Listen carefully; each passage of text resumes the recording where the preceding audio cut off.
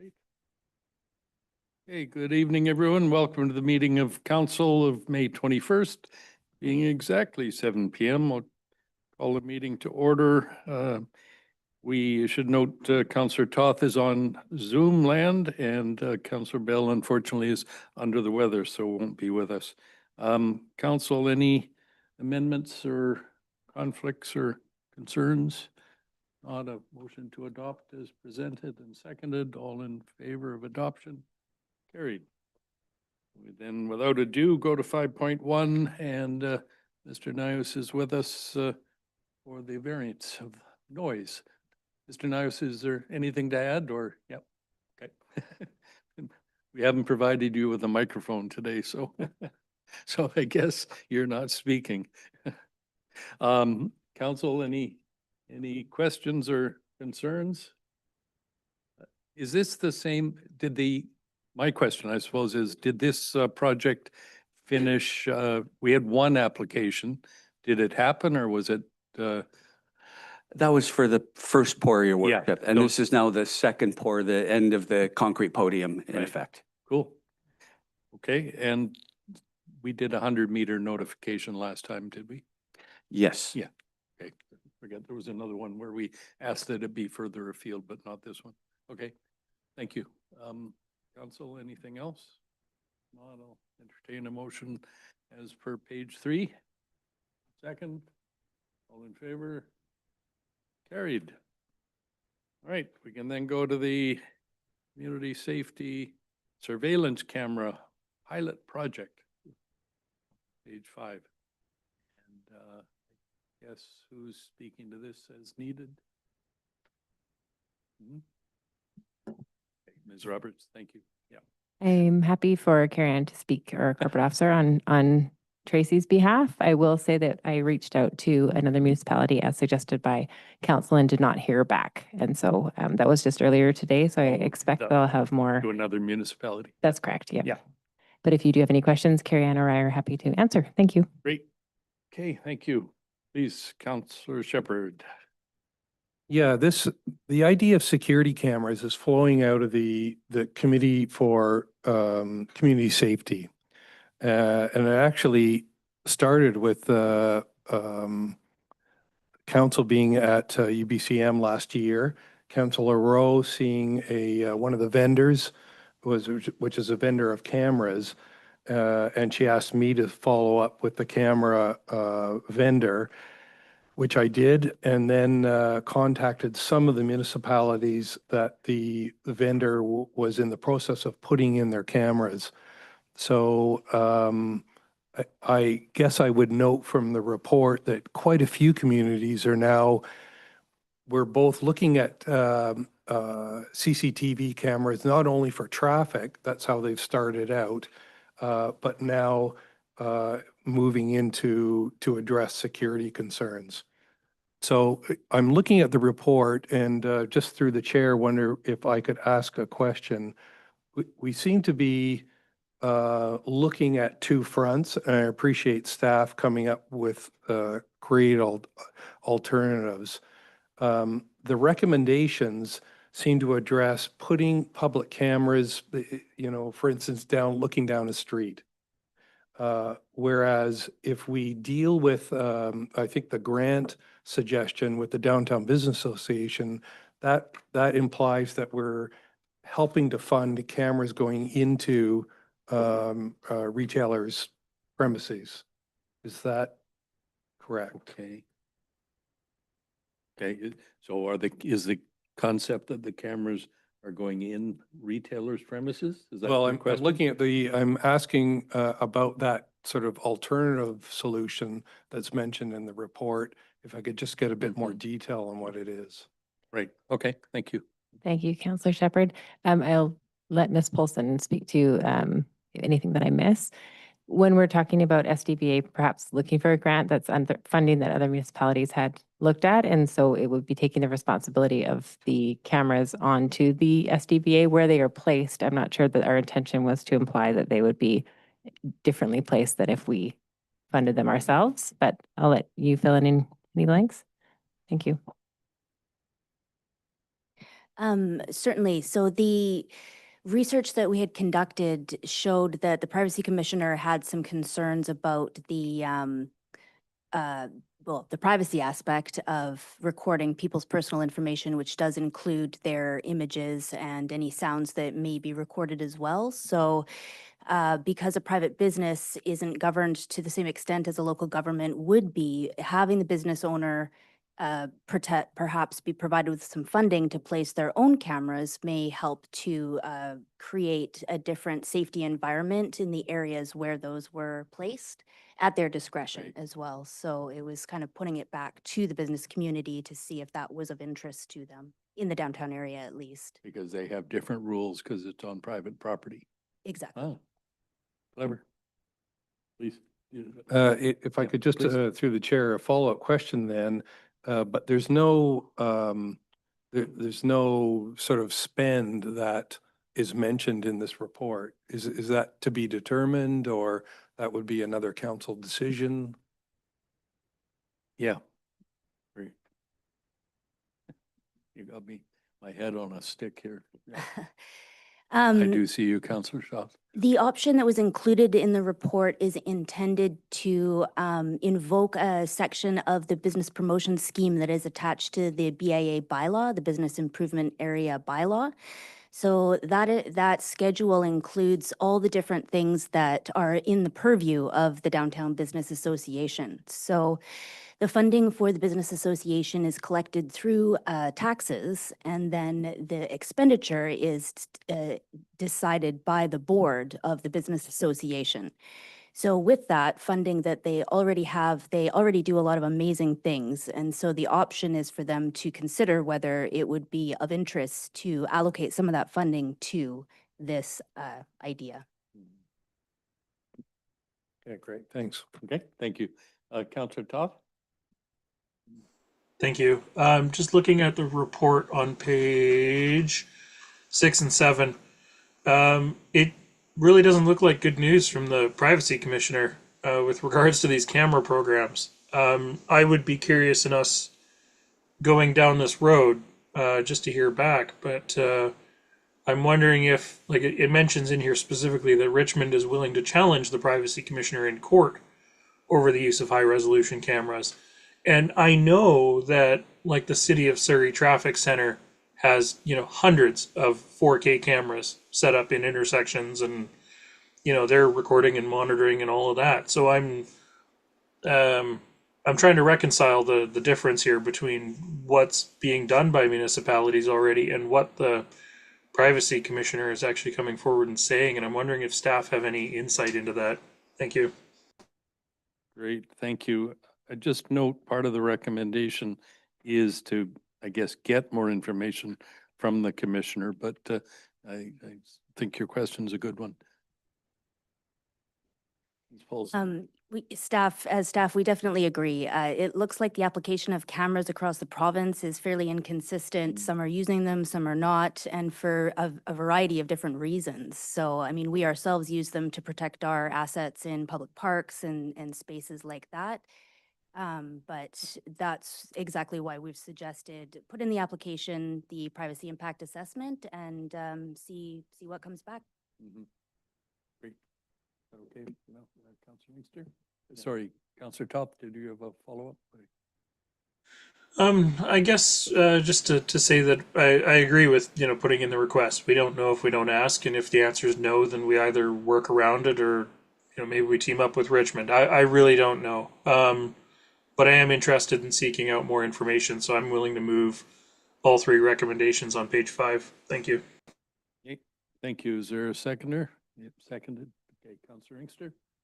Thanks. I think when we start asking further questions about the applicability of safety cameras, I call them safety cameras for our community because people are concerned about their safety in a lot of cases. And I'll use that terminology a lot.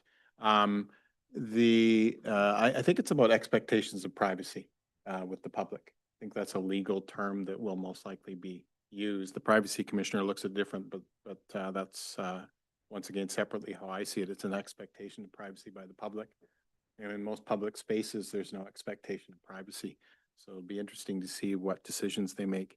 I wanted to ask though, Cowrie Lane, who owns that? Whose is that?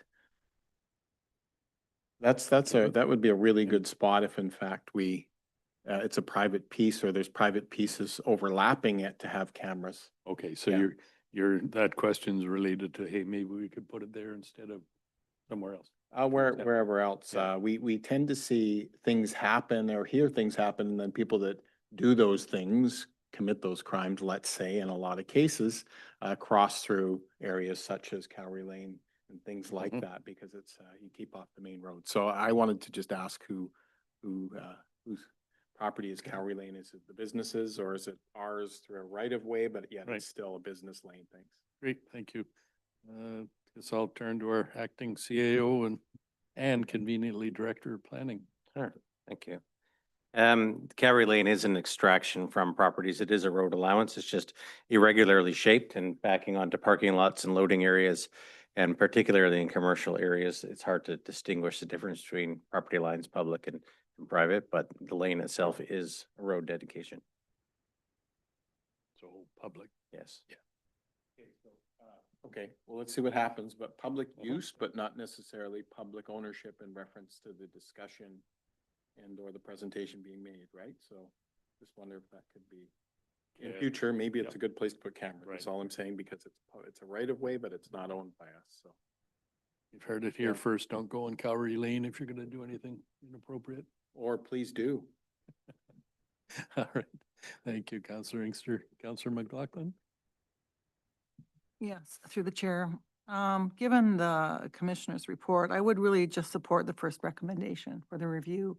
And then based on that review, decide whether to engage the public or put it in any service request. Okay, thank you. I'll pick up on that if I may. I'm curious what sort of feedback you're looking for in item 2 of this recommendation. And we've talked at the table here about locations of cameras or, we're looking for broad, do they like the idea or do they not like the idea? What would be the best outcome to this initiative? I think it would likely just be a general, put the question out. So if cameras were installed in this location, that location, for example, we could give some specific examples of where we're seeing some safety concerns would be my suggestion. And then just get some general feedback on how people are feeling about that.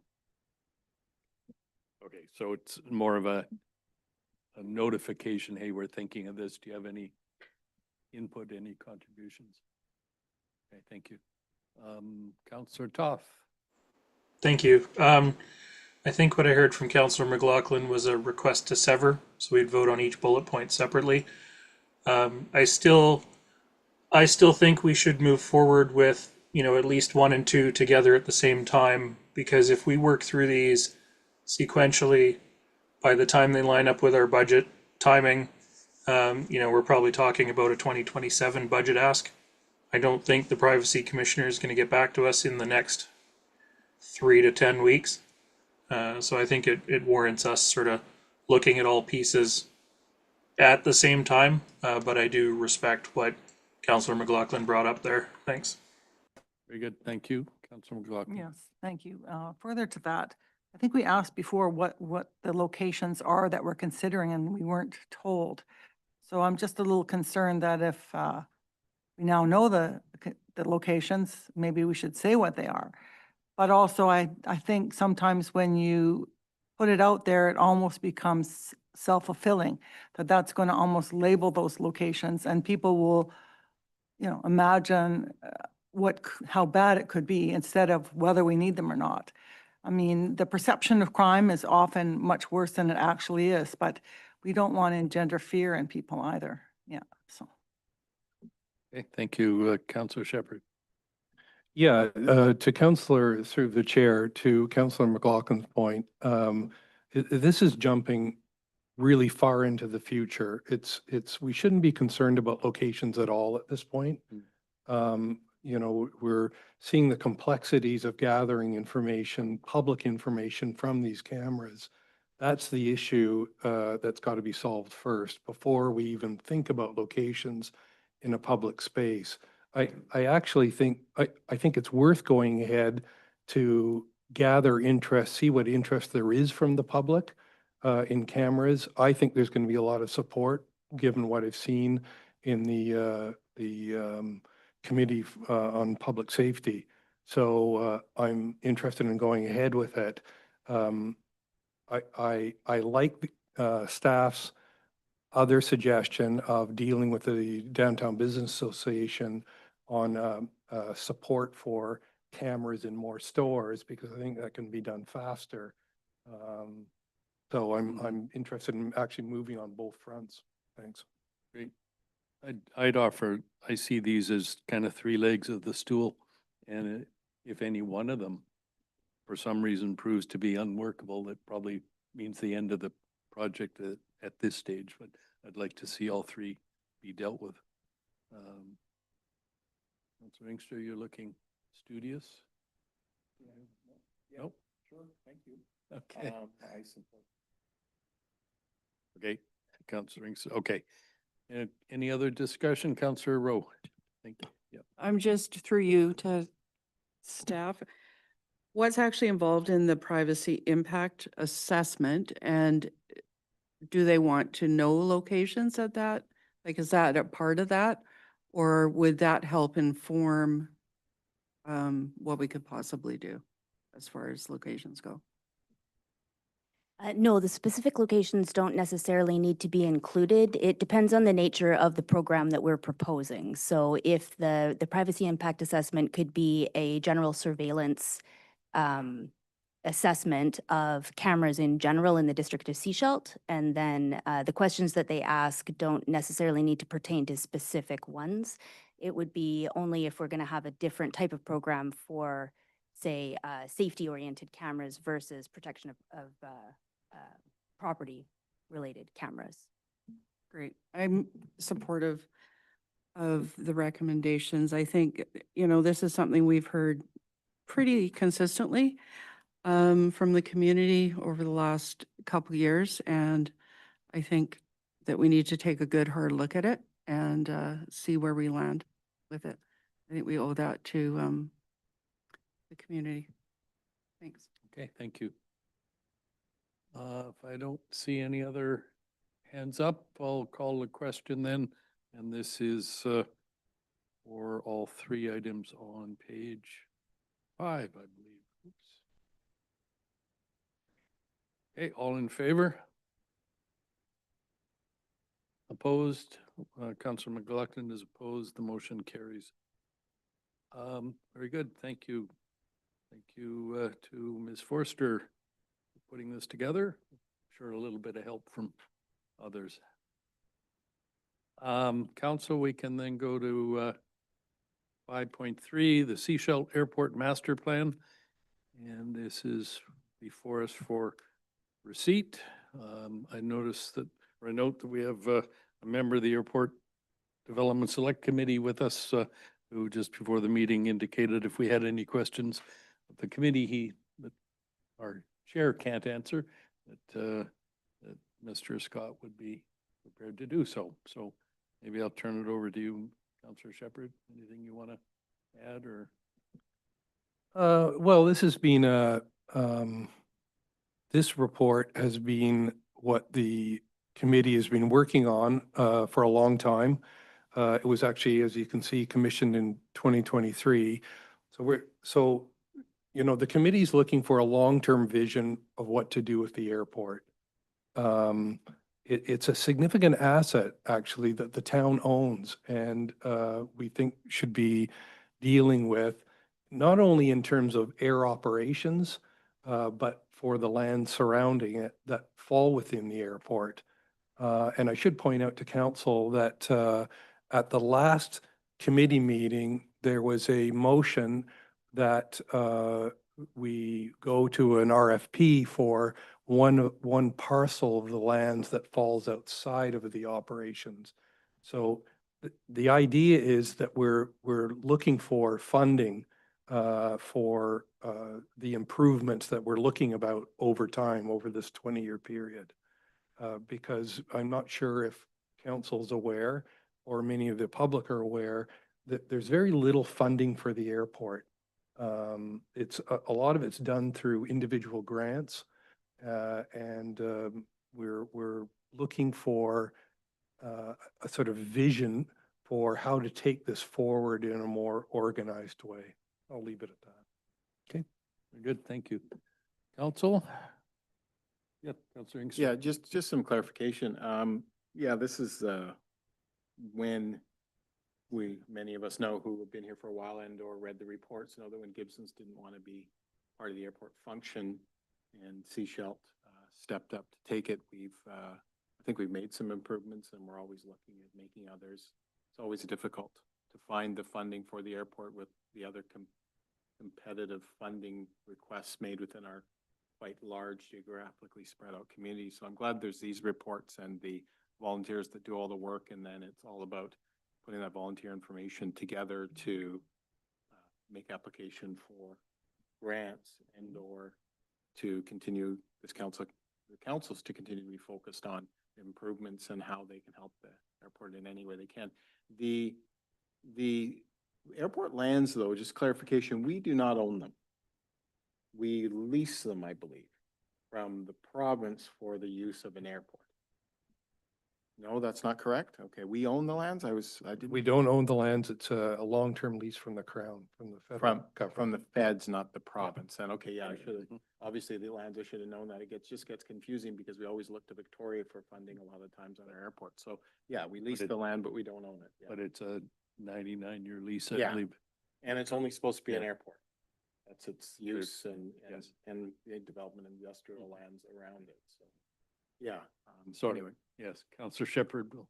Is that a question, Councillor Inkster? Yeah, fine. Actually, I wonder if I could, through the chair, direct a question to Mr. Scott, if he could describe the sort of current status of the airport, if you will, as an aerodrome, and what the end goal is in terms of scheduled flight. You're gonna have to come and use the microphone, but, okay, I mean, I don't want to preclude staff from answering that question, but come on up. Okay.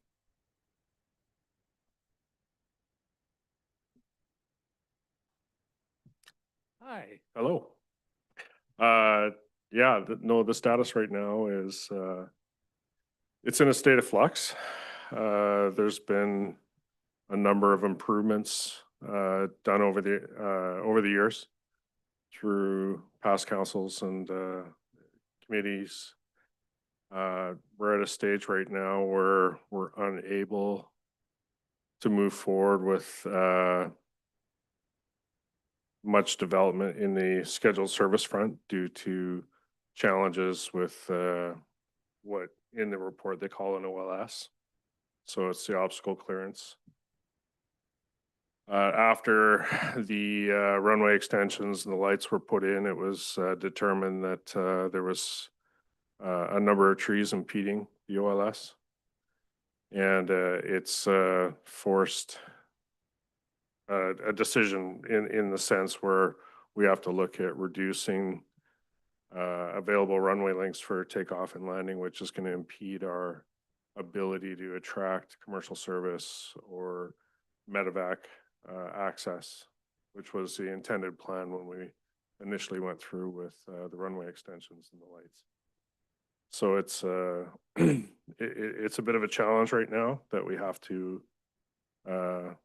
look to staff and council to address before we can move forward on that aspect of it. The land leasing side, for hangars or areas that are outside the airside access, certainly there's opportunities to develop those lands and generate revenue from that. So as far as runway is concerned, we have some challenges in that. what you were looking for, Counselor Shepherd? Yeah, somewhat. Thank Okay. you. I'm mindful we got Counselor Toth's hand up, so we'll go to him and then the rest. Counselor Toth, please. Thank you, Chair. I guess my question is, I want to say thank you to everybody that was involved in putting this report together, both our airport committee as well as the consultant and staff contributions. My question for staff is, what would they see us doing with this report? I want to make sure that, you know, we spent good money on getting this report done. It does outline some long-term things. There's some discussion about some shorter range items. You know, we're here to receive it today. Would staff welcome some subsequent motions today? Or is there some thought about maybe bringing it to a future committee of the whole meeting for some discussion? Thank you. Okay, great. Thank you. Mr. Douglas, I guess. Yes, thank you. Yeah, I think the plan would be to take this report and then start working on a plan.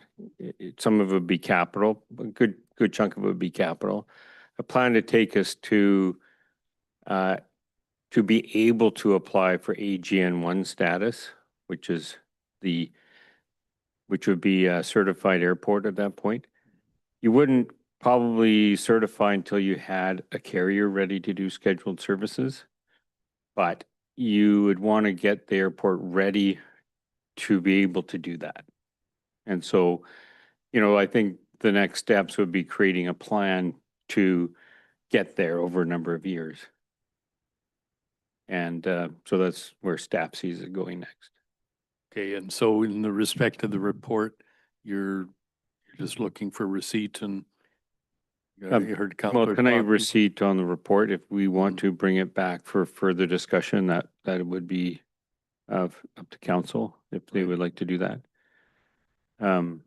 But yeah, there's a lot of direction within the report where, you know, we need to go to get to AGN1. And of course, we have a consultant that we also could use to help us get there as well. Okay. Counselor Toth? Follow up? Thank you. I don't know if it's a follow-up so much. Let me mull that over. I might make a motion to refer it to a future committee of the whole for some more discussion. I'm interested in us looking at a conversation around what are some easy wins we can undertake, you know, in the next 2 or 3 years. Land leases, you know, fence work, things like that we can do that are either inexpensive or are revenue generating, so that we can start bringing in some more revenue to fund additional work going forward.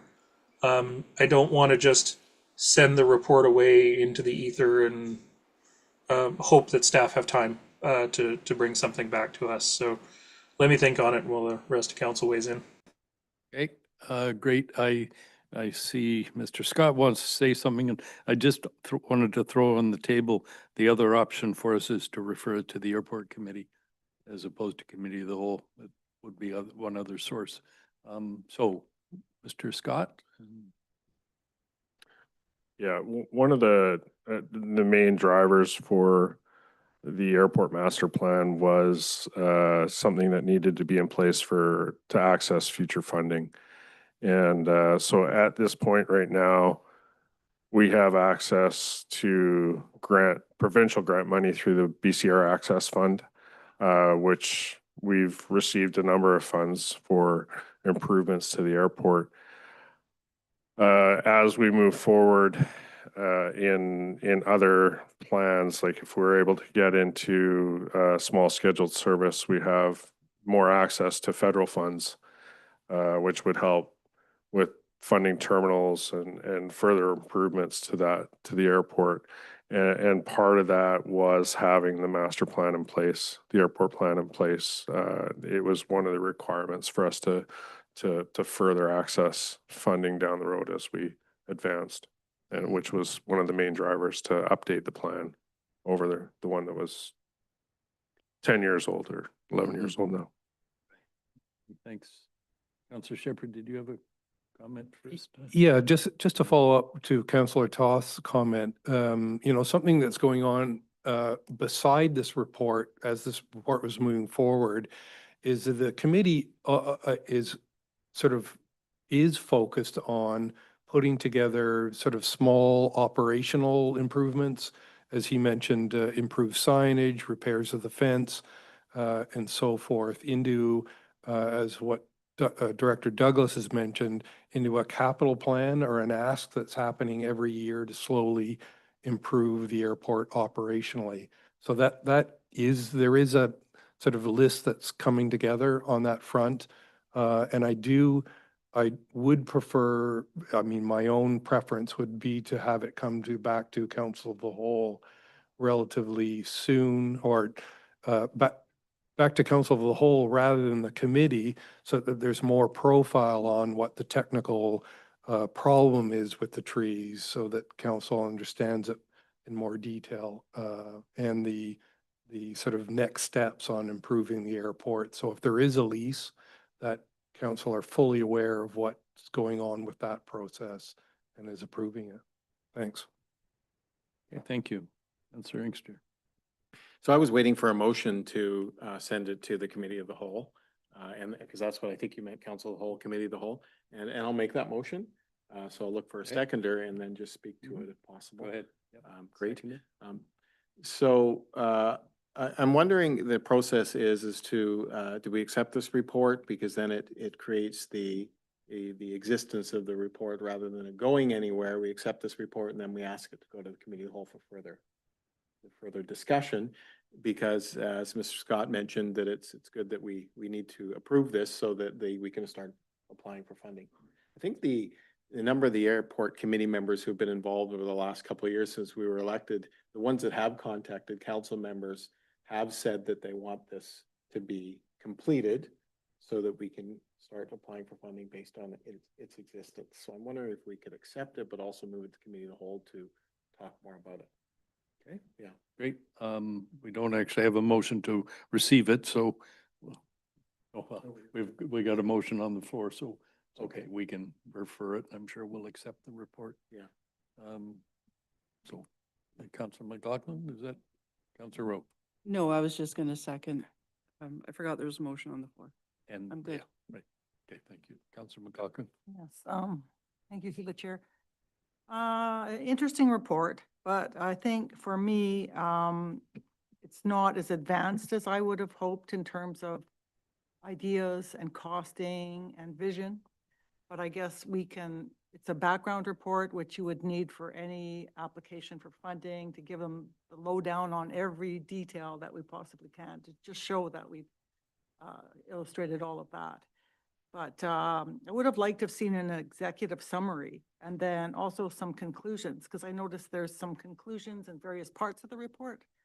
Maybe we can, when this comes back to Committee of the Whole, we can have a bit of an executive summary and pull out some of those conclusions, because ideas that we want to move, are potentially moving ahead with, and that would give us more to really start with and perhaps circulate to the RD and to Gibson's and to Sechelt Nation, because, we're one community here. We all want to use the services in the longer term. And so I think it would be beneficial to get their feedback, because I am concerned with issues we have with tariffs, et cetera, that maybe having an airport could come in really handy in the future. So we may find opportunity there. It's important infrastructure and it may be very timely. So thank you. Okay. Councillor Shepherd. Yeah, sorry, just don't want to delay things, but just to reply through the chair to Councillor McLaughlin's point, this report, once I'm assuming it will be adopted, it will be then distributed to, the RD and the Sechelt Nation and other sort of stakeholders. So that will happen. Thanks. Great.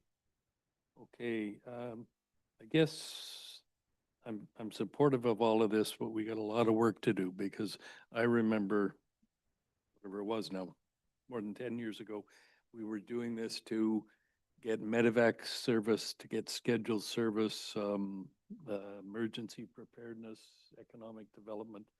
And I think I'm right at this point, virtually, for most of those, we can't achieve. So we've got some work to do other than the small pieces that we can, improvements that we can make over the coming months or years. I have to say it's disappointing that we can't use the full runway. So we've got our work to do is my point. Councillor McLaughlin. Yeah, further to that, if I could comment through the chair, is I want to also have kind of a project management scheme for how it would unfold over the next 5 to 10 years. What are the critical projects and timelines? And I would like to have a budget to show that it's really feasible. Because what I do not want to do is spend money on it if it's not really going to perform more of a function than it is now. I mean, I have people, friends that are commenting that the taxes have doubled in the last 10 years. And I really want to be careful about where we're spending money and why, and be able to prove that it is very worthwhile. Yeah, thank you. Okay, thank you. Councillor Toth. Thank you. I'm ready to vote on the motion that's on the floor. I have a subsequent motion before we move on. Thanks. Okay, then we'll call the question on referring it to Council of the Whole. Committee of the Whole. All in favor? Carried. Can you indulge me, Councillor Toth, and can we have a motion to receive the report? All in favor? Thank you. Now, Councillor Toth. Thank you.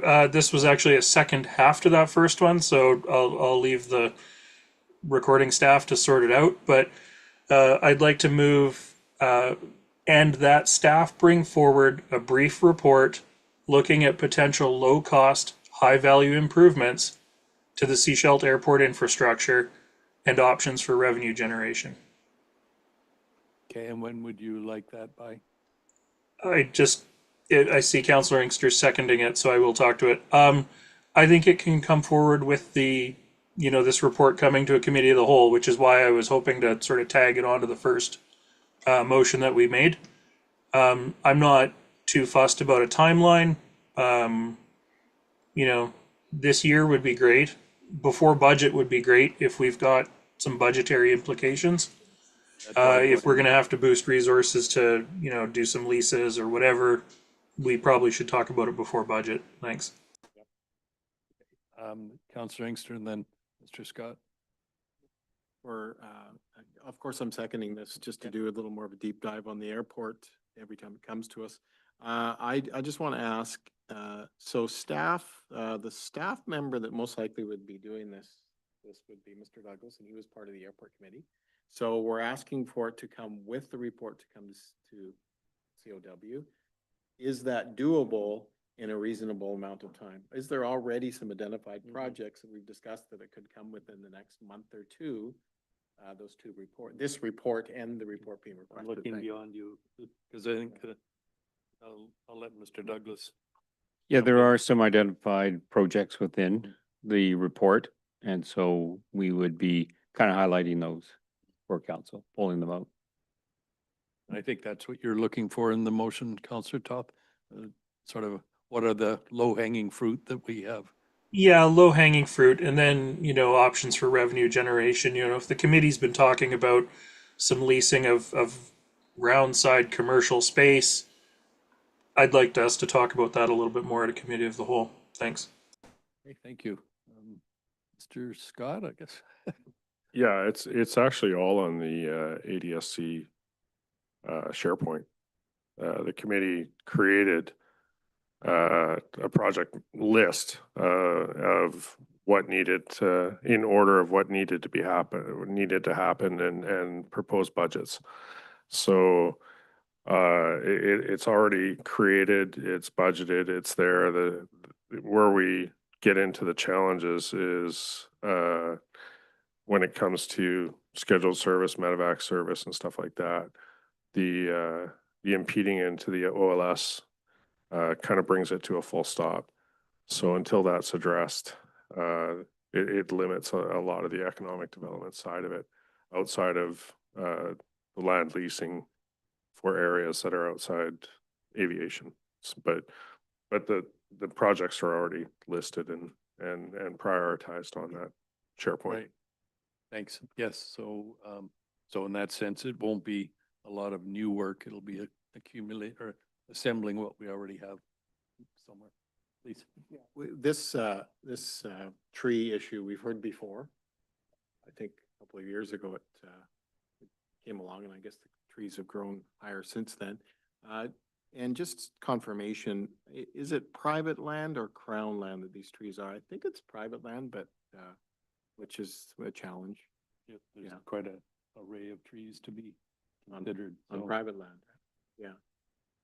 Councillor Shepherd. Yeah, that's, to answer Councillor Inkster's question, I think that's why it should come back. There should be dedicated discussion to that OLS problem at Council of the Whole. And we'll go into as much detail as we can, lay it out so everyone properly understands it and take it from there. Thanks. Okay, so, the motion is as soon as practical in terms of timing, but we'd like something so that it can be factored into next year's budget. That, I'm looking to you, Councillor Toth. I can just barely hear you. I don't know what's going on with the audio in the room, but I think the recording secretary's got some, or the corporate officer's got some better verbiage. The question, okay, my question, and perhaps Ms. Polson, what is the time frame that you heard in our motion? The proposed motion didn't actually contain Yeah. a time frame. Right, that's So- why I'm looking, because it was ad-libbed, Councillor Toth, about whether we want it for the next budget cycle or we want it in the next month when it comes back to Committee of the Whole. So I'd just like to give staff clarity on what we expect. I'm willing to accept an amendment to my motion, but I didn't put a timeline with it, and I think for the moment I'm okay not having put a timeline to it, short of an amendment. Thanks. All right, that's the motion, so maybe we'll have it read back, please. Certainly. So when the 2025 Airport Master Plan comes forward to a future Committee of the Whole meeting, that staff include a brief report regarding low-cost, high-value improvements to the airport infrastructure and potential for revenue generation. So, no timeline, but everything else is clear. All right? Any other comments? You ready for the question? All in favor? Carried. Okay, thank you. Thank you, everyone. Thank you, Mr. Scott.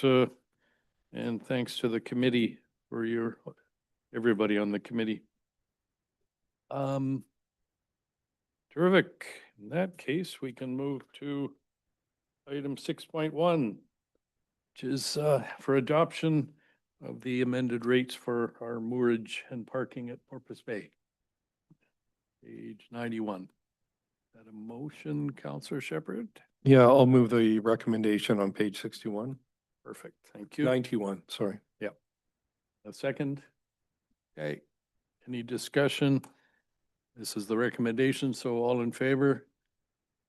Carried, and then we go to the actual bylaw, which is on page 94. So this is a motion to adopt bylaw number 494-04 2025 as on page 94 of our agenda. Moved, seconded, all in favor? Carried. Terrific. Great. Moving along. Council will go to minutes, minutes of May 7th, starting on page 96.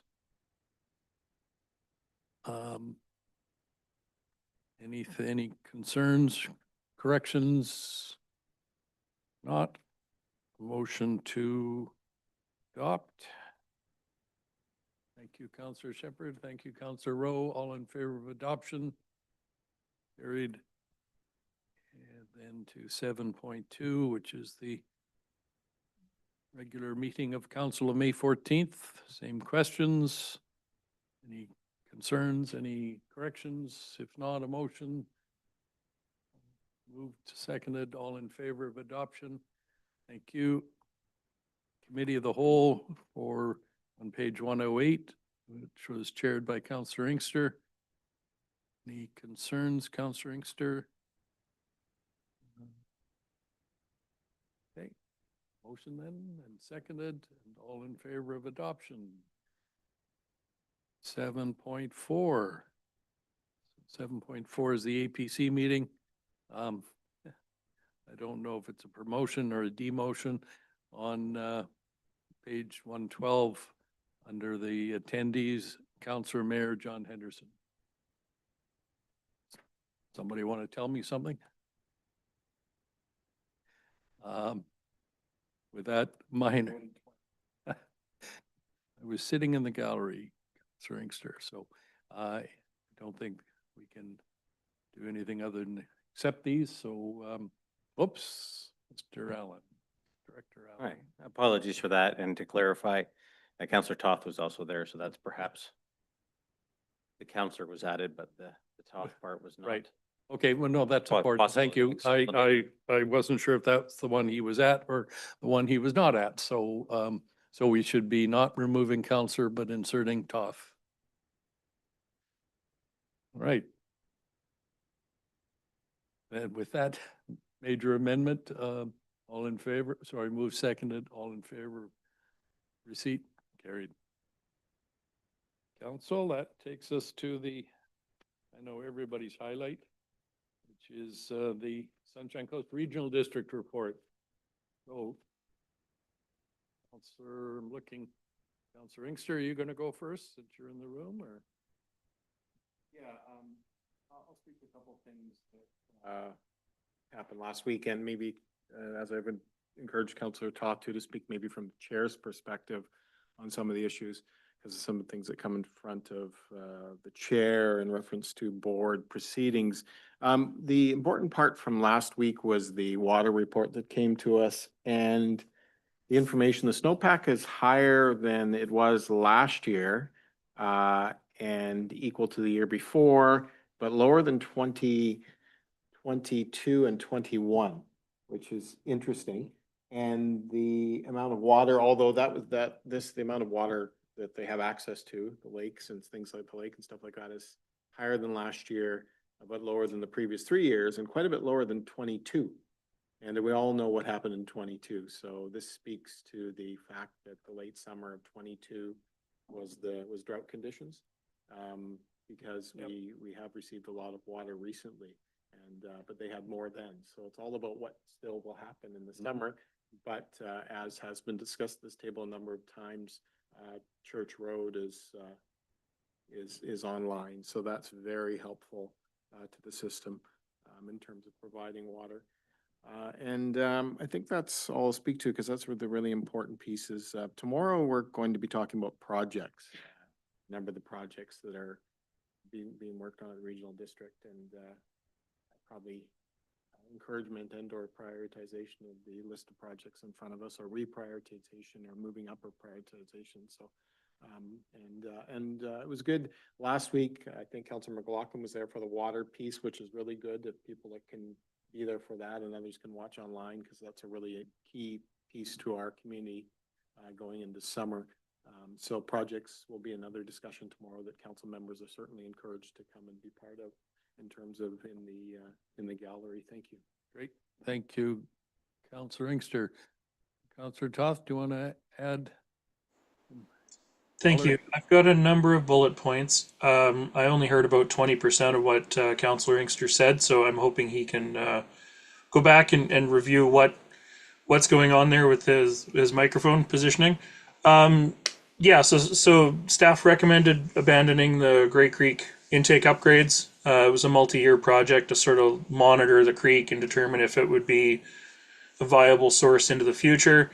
Unfortunately, with climate change and the water volumes falling below our potential license that we already have, it's just not going to be a long-term viable option, except maybe in an emergency. And so staff have recommended that project be abandoned, which the board is supportive of, because we've got a lot on the go, and we need to sort of start to focus in. I did hear Councilor Inkster mention the projects and the prioritization work.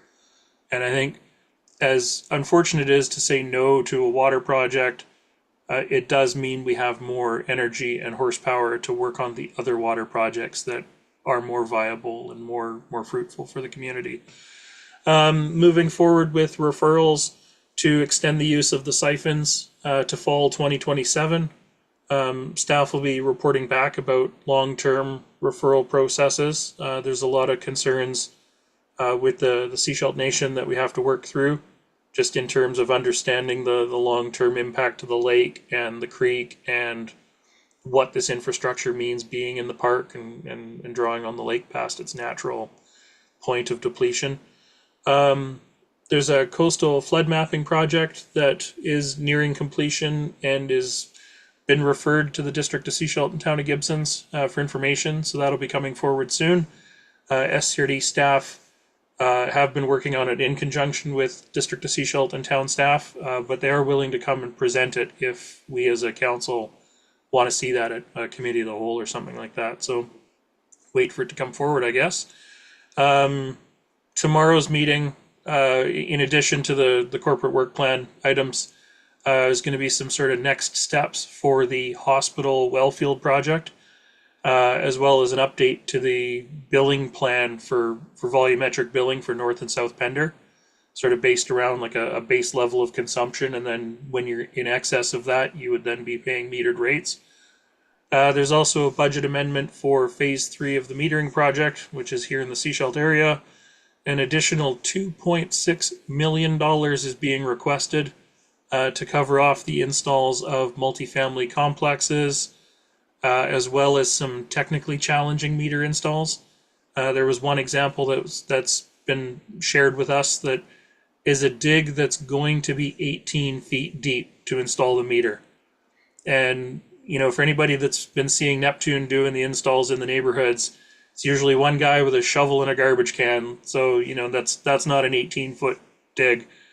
And yeah, so that increase is being proposed to be funded through borrowing, which, you know, we did receive a $6 million grant. So that has offset much of the borrowing cost that we would have had to do for this project otherwise.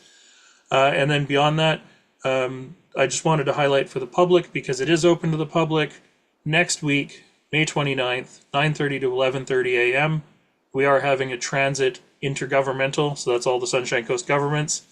That's going to be at the SCRD boardroom, talking about sort of future transit improvements. And I think I'll leave it there for now. Thank you. Okay, thank you, Councillor Toth. So we'll go to Councillor McLaughlin first, then Shepherd, then Rowe, then Inkster, and Councillor Toth. Councillor McLaughlin, please. Thank you, through the chair.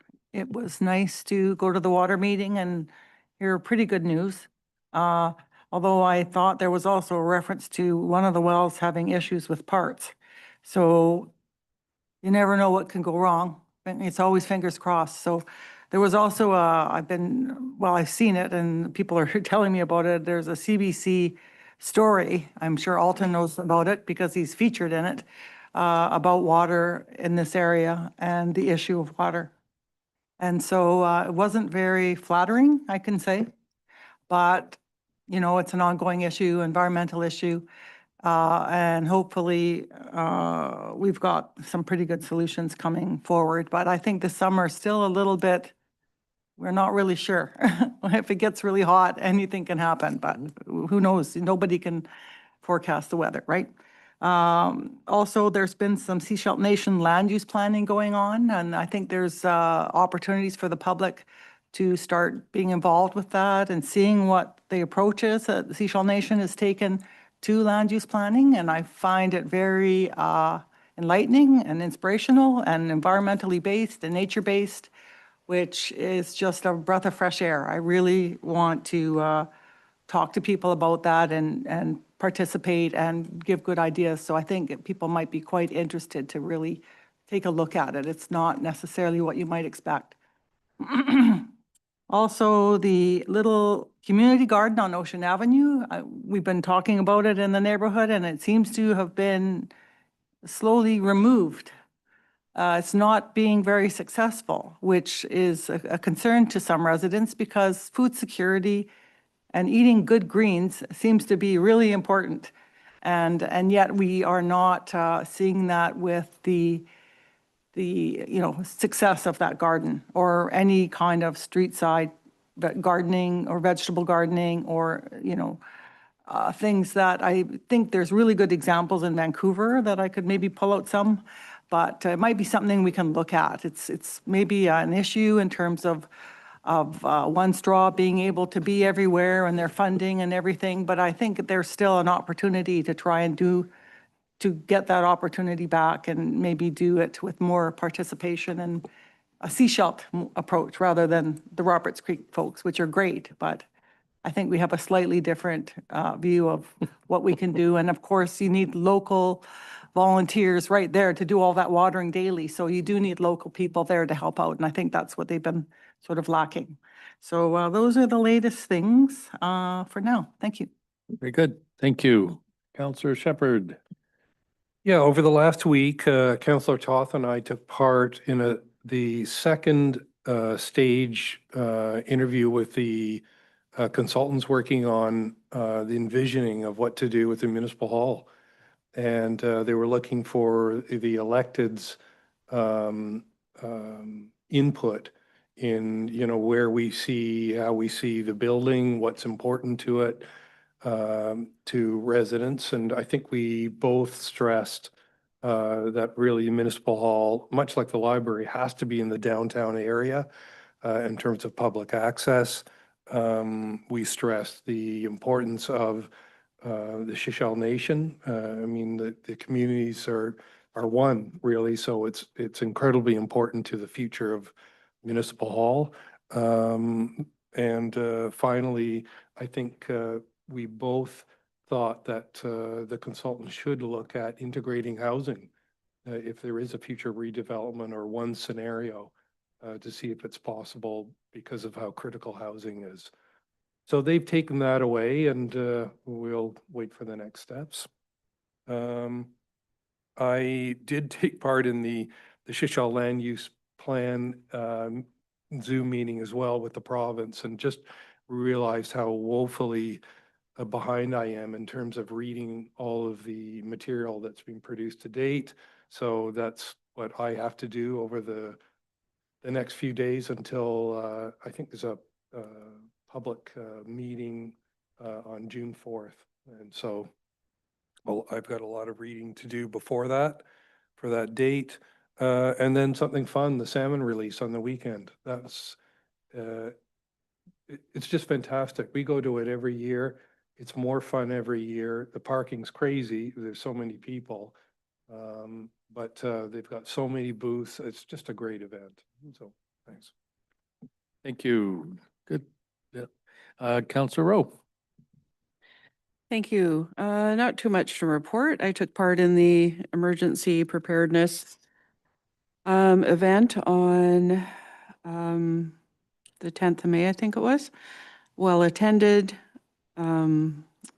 lots of booths and lots of people. So that was great to see. I think they sold more than 300 emergency kits, if I'm not mistaken.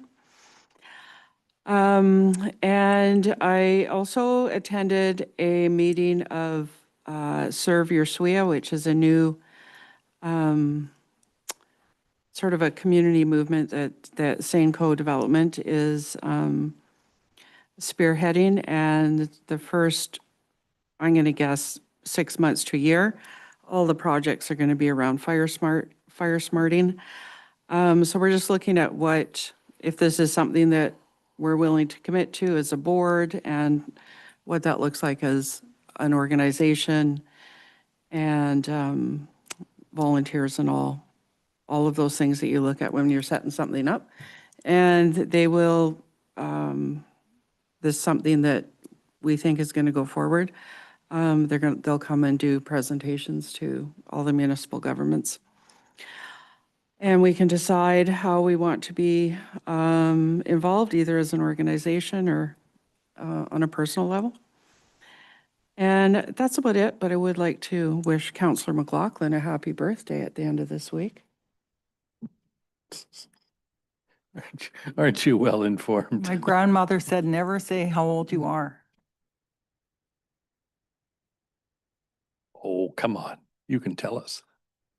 All right, thank you, Councillor I'll Rowe. tell you, you're not really old in Seashell till you're well into your 90s. Quite right. Quite right.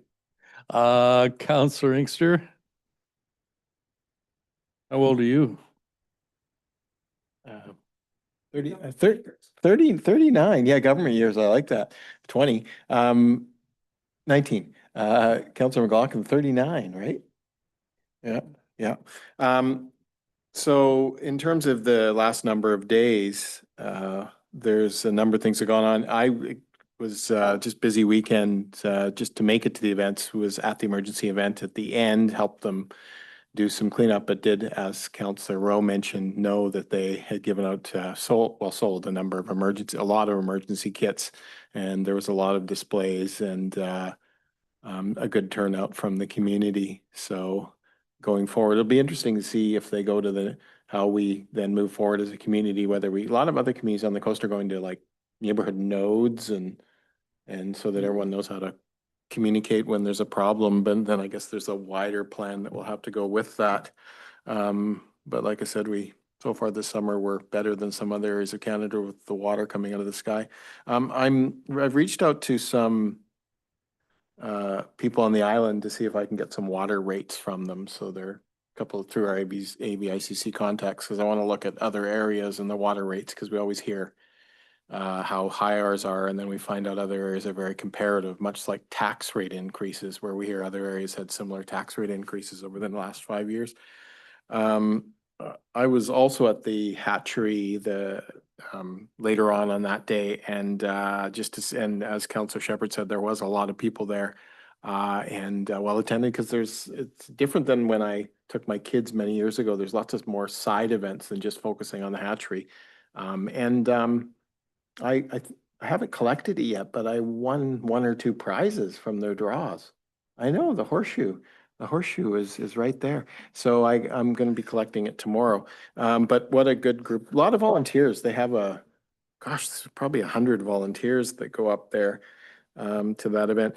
And, but, you know, so great event for the community. 2 of my donations, I think, have started to, it takes a while when a company says you can pick 3, they have to then submit a bill to Fortis, then Fortis then donates to that group. I guess that's just how the accounting works. So I think the SPCA and Arrowhead have received their money, and I have to check in on the food bank, which is the 3rd one I chose, for them to receive their money. I was there the other day, but I didn't ask about that. So I'm going to ask, so that'll be the 3rd one done. And just in reference to an earlier comment that Councillor Shepherd was talking about the discussion that Councillor Tothan himself were part of. I know that North Van did City Hall plus housing when they just did their recent development just off of Lonsdale there. They did a big housing plus City Hall development, some sort of financing. So it's possible, but that's, as we know, that's what 300,000 or 250,000 people. Thanks.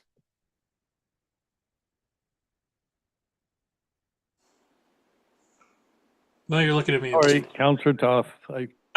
My micro off once.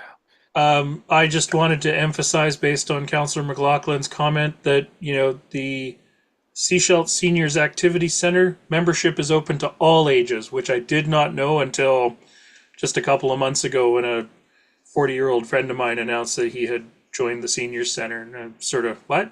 But you do have to be 50 years old to vote there, so a little bit of age restriction at play. Councillor Inkster, you mentioned housing and municipal hall. Rossland did the same thing. They've added housing to theirs, and, you know, smaller town, much more in line with our community. A community forest board meeting. I ran their election for chair for them. Kathleen Sudis was acclaimed chair again for 2025. And from that meeting, they also highlighted that they were doing BC wildfire faller training. And so I guess this is something that BC Wildfire reaches out sort of every year. They're looking to train fallers to do their forest operations. And the community forest is rarely in like alignment with a block that's ready to go, or, you know, timing just doesn't usually work. So they actually had BC Wildfire come in for a day and do a bunch of faller training, no cost to the community forest. Opportunity to sort of start operations in a previously approved cut block. So that cut block started last week with their logging. They do have 17,000 cubic meters that are in approved cutting permits ready to move forward sort of this year and into early next year. They're not going to be able to submit any more cutting permits until their forest stewardship plan is approved. And so that's a joint decision making with the province and the nation. And they expect that to take sort of 6 to 9 months. So with that in mind, it's good that they've already got cutting permits for the year to cover off their AAC. I did yesterday and today did some grant photos with groups that were super appreciative of receiving community investment program funds. Not big dollars, but those are dollars that have big impacts to some of the organizations in our community. So it's good that we're able to give that money out. I attended a Bill 15 briefing. I meant to mention this as part of my SCRD report. Minister Ma and Anderson were doing a briefing on the Bill 15 that's working its way through the legislature. And I think the highlight from that conversation was that there's Category 1, Category 2 projects for approval priorities with the province. And so Category 1 projects are provincial projects, hospitals, schools, things like that primarily. Secondarily, other, you know, highways, bridges, things like that. Category 2 projects are going to be open to local governments, First Nations, private sector, but only on infrastructure. And that seems to be a bit of a misconception that's going around, is that, you know, some developer is going to be able to approve 1,000 units of housing through this program. And that's just not the case. It's meant for, you know, roads and water and schools and hospitals and things that we need for a rapidly growing province. And then, yeah, I think the only thing I will otherwise mention, because Councillor Bell is not here, grand opening of the MLA's Seashalt office this coming Saturday, May 24th. So that is open to the public, and I will leave it there. Thank you.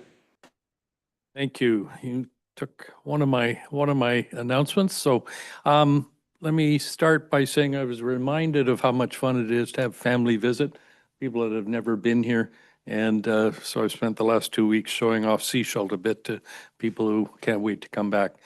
Nothing like having visitors to realize how lucky we are to live here. I reference Councillor Toth talked about the Bill 15 briefing. You know, I think it's something that I would just caution, we need to look at this very carefully, and it's been a source of a lot of discussion among mayors and chairs around the province about how it's going to be implemented and whether we could find ourselves having less of our statutory authorities available to us through this process. I attended the Sunshine Coast Chamber of Commerce Board meeting today, and they wanted me to remind everybody their AGM is on May 30th. And again, MLA Randy Neal will be speaking. BC Ferries, I want to commend Mayors Leonard and White on, they reached out, they sought a meeting, and they had a meeting with Premier Eby last week. Where they were able to express our concerns. It's going to take a coordinated effort, you know, to make real changes in what is, well, we all know it's a real challenging time. For a moment, all the family that were leaving, they went off. We said goodbye at Langdale because with long weekends and stuff, there was no way we could be assured we were going to get back in a reasonable time. Just a heads up, it'll be late in June, but you'll see a strange looking vessel in Howe Sound. for at least a couple of days. Green Line has some sea trials coming for the mid to latter part of June. And so also the president will be speaking to the Global EV Alliance about his charge barge, which is a very unique world-class opportunity for marine vessels. And I guess I meant to ask ahead of the meeting, but are there any things that we should be conveying to the public about property taxes and postal strikes, should that happen? Sorry, Mr. Douglas,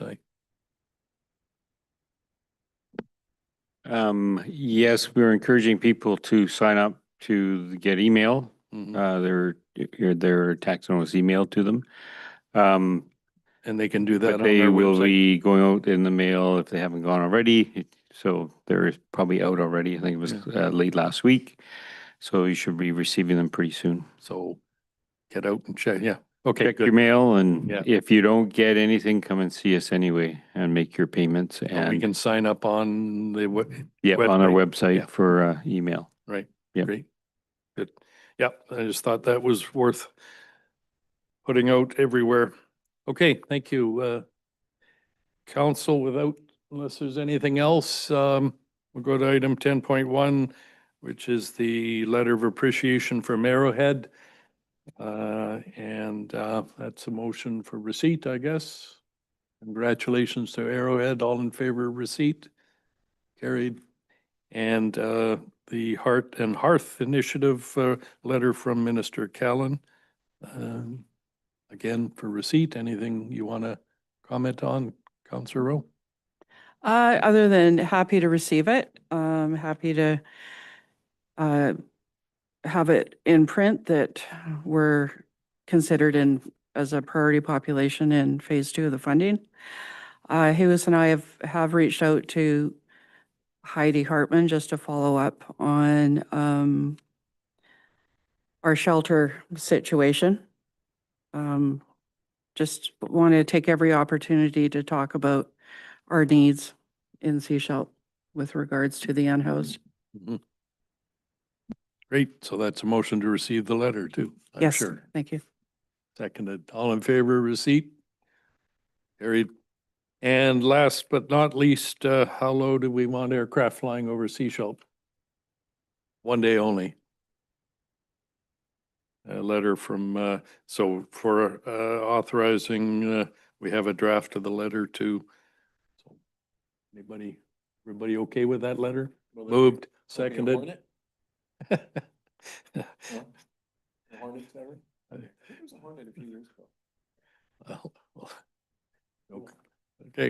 Okay, we'll take your word for it. All in favor of issuing the letter of support? Very good. Anything else? If not, motion to adjourn. All in favor? We are adjourned. And questions? No?